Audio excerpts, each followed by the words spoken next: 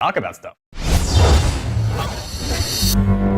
First, let me recap all the specs in case you missed it. If you want to see a full recap on everything that Apple announced, I'll put a link down below to that video. So it's going to be available in green, yellow, blue, pink, and white.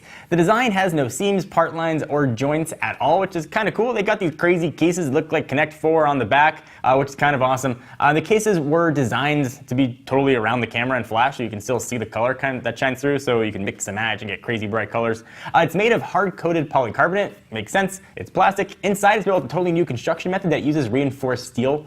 So, remind you of the specs. It's got a 4-inch Retina display, integrated touch, full sRGB widescreen video, being powered by this iPhone 5's A6. It's got an 8-megapixel camera with an iSight hybrid IR filter and 5-element lens. It's got a new FaceTime HD camera. It takes even better low-light pictures, which is kind of nice. 1.9 micron pixel size. It's got LTE, 802.11a, B, G, and N.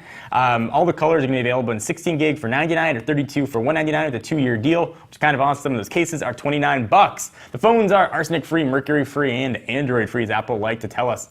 So what is this guy going to cost unsubsidized? T-Mobile is going to sell it at $549, which is just a hundy less than the 5S. So where does this guy slot in? Is it going to be the budget phone? $549 does not necessarily strike me as a budget phone. Even a $100 phone, if you want to get it on contract, a lower version, doesn't necessarily strike me as budget either.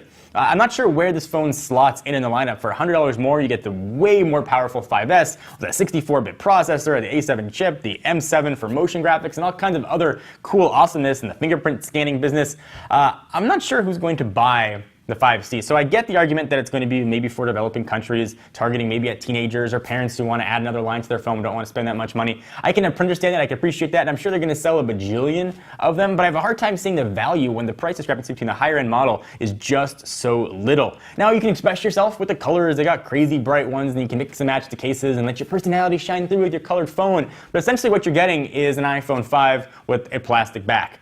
Which you certainly can now buy a used iPhone 5. Now they probably got a ton of stock and a ton for sale for, I'm guessing, way less than that $549 asking price that T-Mobile, and I'm sure Apple's going to be selling it for the same price, unsubsidized. So I just got a hard time wrapping my head around it. If it was going to be free, if it was going to be $300, maybe even $400 off contract, I could get it, I could appreciate it, I could say, okay, I know how this phone is targeted. But if it's going to go to developing countries at $549, that is a tough draw. Apple's going to have to either take a huge hit on each phone and try and make it up with apps if they want to make it cheaper in developing countries, and that's going to piss off people in the US or other countries where they're selling it for $550. It's just a hard thing for me to understand. So having that put aside, the phone looks really nice. I, much like the rest of the world, I had a chance to see what the back case looked like and feel it, and it feels really nice. The phone's got substantial heft to it, and I think it's going to be probably a pretty big success. I'm not taking anything away from the design. It looks really, really nice. I like the bright colors.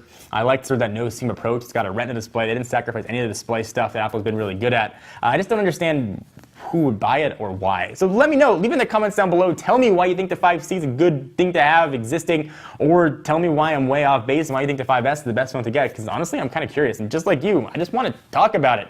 Anyway, thank you guys for watching. Hope you enjoyed. Please give the video a thumbs up. Most definitely appreciate it. I'm Jon Rettinger from Techno Buffalo. I will see you in the next video. What's up, everyone? It's Ashley. Thanks so much for watching that most recent video. If you enjoyed it, please click on the word subscribe right underneath me to get tons of more tech videos from us here at Techno Buffalo. We have got unboxings, comparisons, reviews, recaps, and everything else you can think of here on the channel. If you're in the mood for more technology, just click right over here to check out some of our most recent videos. See you next time, humans.